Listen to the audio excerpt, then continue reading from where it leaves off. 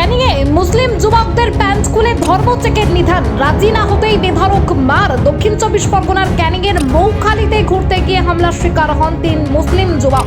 আক্রান্তদের বক্তব্য, একদল যুবক গেরুয়া গামছা পরে জয় শ্রীরাম স্লোগান দিতে দিতে তাদেরকে ঘিরে ধরে। বাংলাদেশি বলে কটূক্তির পাশাপাশি ধর্ম পরিচয় জানতে চাওয়া হয় বলেও জানান তারা। আক্রান্ত যুবকদের আরও বক্তব্য, প্যান্ট খুলে ধর্ম চেক করার জন্য চাপ দেওয়া হয়, তাতে রাজি না হতেই শুরু হয় বেধড়ক মারধর। পরে সংবাদ মাধ্যমের সামনে ঘটনার বিস্তারিত তুলে ধরেন আক্রান্তরা। চলুন দেখে নেওয়া যাক বিস্তারিত। আমরা ক্যানিং মৌখালী ব্রিজে ঘুরতে গিয়েছিলাম।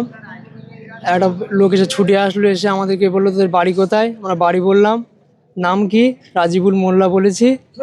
বাপের নাম কি, মোজাফফর মোল্লা বললাম। বললো তোরা তো জিহাদির বাচ্চা, তোরা তো বাংলাদেশি, বলেই আমাদের মার শুরু করেছে। মারতে মারতে একটা ফাঁকা জায়গায় নিয়ে গেছে, গিয়ে সেখানে গিয়ে বন্দুক দিয়ে হাতে ফটো তুলেছে, বেধড়ক মারছে। কজন ছিল? ওরা 8-9 জন ছিল। তারপরে বাঁশ নিয়ে মারতে মারতে নদীর ঘেরিতে ফেলে দিয়েছে আমাকে। উদ্ধার হলে কিভাবে? উদ্ধার হলো, একটা স্ক্যান পাঠিয়েছিল, বলে এই স্ক্যানে যদি 50,000 টাকা মারে তাহলে তোদেরকে ছেড়ে দেবো। বলে তোর বাড়িতে ফোন কর। সে আমার বাড়িতে ফোন করি।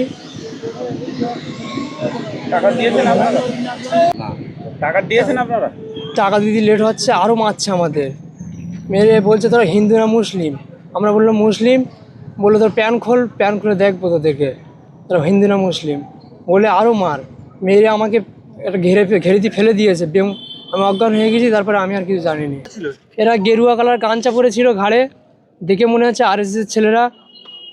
তারপরে আমাদেরকে বলছে বলে 50,000 টাকা না দিলে তোকে ছাড়বো না।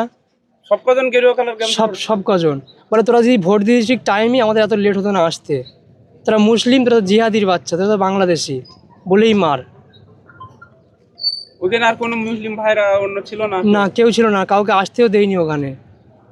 আমাদের 2খানা গাড়ি, একটা বুলেট গাড়ি, একটা স্প্লেন্ডার গাড়ি ছিল, 3টে ফোন ছিল, সব ওরা নিয়েছিল।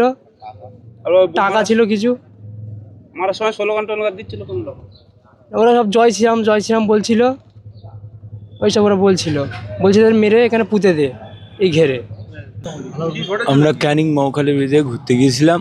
আমাদের ওইখানে গিয়ে বলছে যে তোমাদের এখানে কি? আমরা বলেছি ঘুরতে এসেছি, আমাদের বাইক দিয়ে চাবি তুলনেছে। আমাদেরকে বলছে তোমাদের নাম কি? বলেছে যে রাজিবুল মোল্লা। বলার পরে আমাদেরকে দেখলাম বাইকের চাবি টাবি তুলে নিয়েছে, নিয়ে আমাদেরকে ওইখান দিয়ে বলছে যে চলো তোদেরকে নিয়ে ক্লাবে যাবো।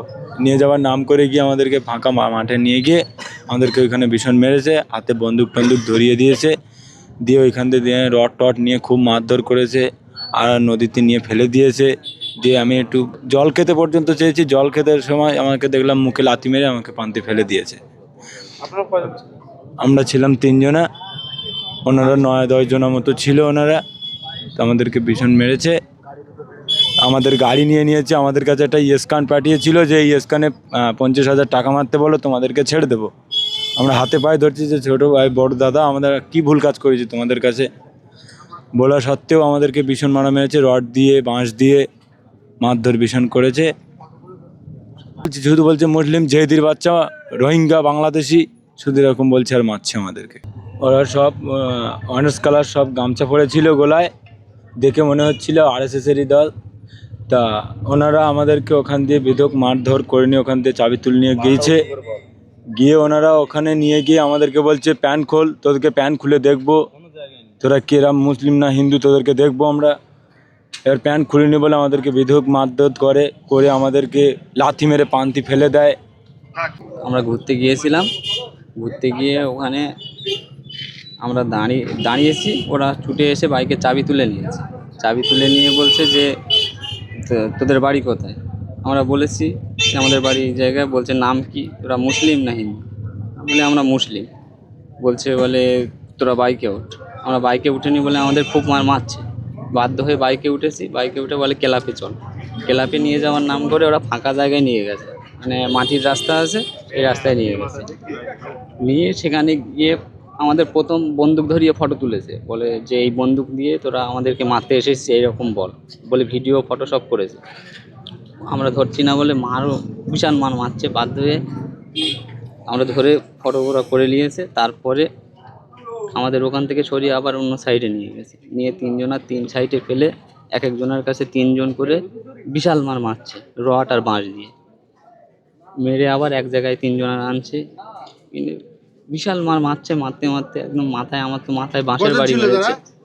আমরা ছিলাম তিনজন, আর ওরা কজন? আর ওরা ছিল 9-10 জন মতো ছিল। এদেরকে দেখে মনে হচ্ছে এরা আমাদের ওখানে তুলে নিয়ে গিয়েছিল মেরে দেওয়ার জন্য। ওখানে বলছে যে দুজনকে বলছে যে তোরা এখানে, এই আমার তো গলা টিপে ধরেছিল এখানে দুজনা, এরা পায়ে ধরেছিল বলে আমার ছেড়ে দিয়েছে, দুজন গলা টিপে ধরে রেখেছিল। আনতে ওদের কাছে আমাদের দুটো বাইক আছে, একটা হান্টার আর একটা স্প্লেন্ডার বাইক আছে, দুটো বাইক আছে, 3টে ফোন আছে, ফোন 3টে এদের কাছে ভিডিও করে নিয়েছে আমাদের কাছে, যে এই ফোন 3টে বিক্রি করে দিয়েছি এত টাকা বলে। উদ্ধার কিভাবে হলো উদ্ধার হয়েছি আমরা, ওরা ওখান থেকে আমাদের মেরে দেওয়ার মতো অবস্থা করছিল, একজন ওদের মধ্যে একজন বলছে আর মারিস না, ছেড়ে দে বলে আমাদের মাঠের মাঝখান থেকেই ছেড়ে দিয়েছে। আমরা কোনো মোবাইল গাড়ি ওদের কাছে আছে, তারপরে টাকা পয়সাও ছিল এদের দুজনের কাছে, আমার কাছে টাকা পয়সাগুলোও নিয়ে এনেছে, আরও হেলমেট টেলমেট অনেক কিছু নিয়েছে, ওদের ব্যাগ ছিল, আমাদের একটা ব্যাগে অনেক কিছু ছিল, ওইসবগুলোও নিয়ে এনেছে, ক্যামেরার যেসব জিনিসপত্র ছিল ওইসবগুলো। ক্যামেরা নিয়ে গেছিল আপনাকে ব্লক করতে? হ্যাঁ, আমরা ভিডিও টিডিও করতে গিয়েছিলাম। সেই হিসেবে আমরা 20-20 জন ছেলে আমরা এখান থেকে আমাদের ভাইদের উদ্ধার করতে আমরা যাই। আমরা গিয়ে দেখি ওরা ওই একটা ফাঁকা জায়গা আর কি, সেখানে শটান সব পড়ে রয়েছে, ওদের মুখ দিয়ে কোনো কথা বার হচ্ছে না। আমরা ওখান থেকে যায়াক করে ওদের ওখান থেকে টেনে নিয়ে আমরা রাস্তায় আসার পরে জীবনতলার পুলিশ ছিল, মানে ওরা আমাদের খুব হেল্প করেছে, যাতে ওরা যখন জীবনতলা পুলিশ বা আমরা যখন যাচ্ছি তখন কিন্তু ওরা সব সেই সাইড হয়ে চলে গেছে, ঠিক আছে। তারপর যাওয়ার পরে পুলিশ আমাদের খুব হেল্প করেছে ওদেরকে তুলে নিয়ে আসার জন্য। আমরা তাদেরকে চিহ্নিত করতে পারিনি, তবে আমরা যে ফুটেজকে যেটুকু পেয়েছি যেটুকু, বা আমরা যে ওখানে যাই একটা দুটো জেনেছি, ওরা সবাই আরএসএসের ছেলে, এবং এওতবাদী বলছে 15 বছর তোদেরকে খুঁজছি, হ্যাঁ তোরা জিহাদির বংশ, সবাই আজকের প্রথম তোদের হাতে পাইছি, তোদের এখানেই আজকের শেষ করে দেবো। এখান থেকে যাওয়ার পরে মৌখালি ব্রিজের উপরে ওখানে গিয়ে দেখি পুলিশ গাড়ি দাঁড়িয়ে আছে। আমরা খবর পেয়েছি যে এদের বেধড়ক মারধর করছে, এবং কোথায় মারধর করছে কোথায় হচ্ছে না হচ্ছে আমাদের সঠিক ঠিকানা কেউ বলছে না, সঠিক ঠিকানা কেউ বলছে না। ওখানে যাওয়ার পরে আমরা পুলিশের সাথে ঘটনাটা জানালাম, জীবনতলা থানা পুলিশের সাথে। আমাদের সাথে জীবনতলা থানার পুলিশ ছিল 3-4 জন। থাকার পরে ওখানে প্রায় 1-1.5 ঘন্টা ধরে আমরা অনেক জায়গায় খোঁজাখুঁজি করেছি। খোঁজাখুঁজি করার পরে মৌখালি যে ব্রিজ আছে, ব্রিজের পশ্চিম সাইডে যে খাল জঙ্গল মতো আছে ওইখানে এরা পড়েছিল। ওরা ওখান থেকে হাত উঁচু করার পরে আমরা দেখতে পাই, ওখানে গিয়ে দেখি 3 জনার এমন একটা অবস্থা, মানে এরা উঠে দাঁড়াবে সেরকম শক্তি নেই। আমরা ওখান থেকে প্রশাসনকে জানিয়েছিলাম, প্রশাসন সাথে ছিল উদ্ধারের সময়, আমাদের সাথেই ছিল। ওখান থেকে প্রশাসনকে নিয়ে আমরা উদ্ধার করে নিয়ে আসলাম। কাউকে গ্রেফতার করতে পারে? যা জিজ্ঞেস করতে বলো, কাউকে গ্রেফতার করতে পেরেছে? না, কাউকে গ্রেফতার করতে পারিনি। কোন থানা জানিয়েছিলে? আমরা জীবনতলা থানা, ক্যানিং থানায় আমরা গিয়ে জিডি করিয়েছিলাম। ব্যাস জিডি পর্যন্ত থেমে গেছে? জিডি পর্যন্ত থেমে গিয়েছে, তারপরে আর কোনো খবর হয়নি। প্রশাসনের সাথে যোগাযোগ করেছিলেন? প্রশাসনের সাথে যোগাযোগ নিয়েছিল, যোগাযোগ হয়নি। ওখান থেকে কোনো যোগাযোগ করেছেন না? করেনি? না, আমরা যোগাযোগ করিনি। কেন করেনি যোগাযোগ? ওখান থেকে আমাদের বলেছিল যে আমরা সকালবেলা ঘটনাস্থলে গিয়ে ইনকোয়ারি করব, করে কারা করেছে, এবং 2টো বাইক আছে আমাদের, 3টে ফোন আছে, সেইগুলো ইনকোয়ারি করে আমাদের জানাবে। সেখান থেকে প্রশাসন এখনো কোনো খবর দেয়নি। ছেলে ওরা এমনি বেড়াতে গিয়েছিল, বেড়াতে গিয়ে এইবারে আমি 4টের দিকেই খবর পাই যে এরা 50,000 টাকা চাচ্ছে। আমার কাছে বলছে ছেলে যে আমার মেজে ছেলে যে 50,000 টাকা চাচ্ছে। কেন? তা বলে 50,000 টাকা চাচ্ছে, তাও স্ক্যানে মারতে হবে। তা ও বলেছে যে না আমি টাকা নিয়ে যাচ্ছি। তা বলে না, টাকা দিলে হবে না, স্ক্যানে মারতে হবে। এই শুনে আমরা তো তড়িঘড়ি নিয়ে ওখানে চলে গেলাম। গিয়ে ওখানে তো খুঁজে পাওয়া যায় না, মানে কোথায় রয়েছে।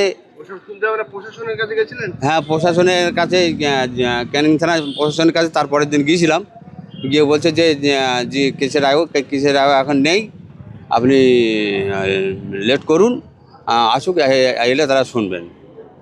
তা আমি অনেকক্ষণ বসার পরে আমরা আর কোনো রেসপন্স পাইনি বলে চলে এসেছি। এখন কি করবেন, কি চাচ্ছেন আপনারা? আমরা সঠিক বিচারটা চাচ্ছি, এবং আসামি ধরতে যাচ্ছি, এবং আমাদের মোটরসাইকেল এবং মোবাইল টোবাইল যাতে উদ্ধার হয়, আর আসামি যাতে ধরা পড়ে আমরা এইটা চাইছি।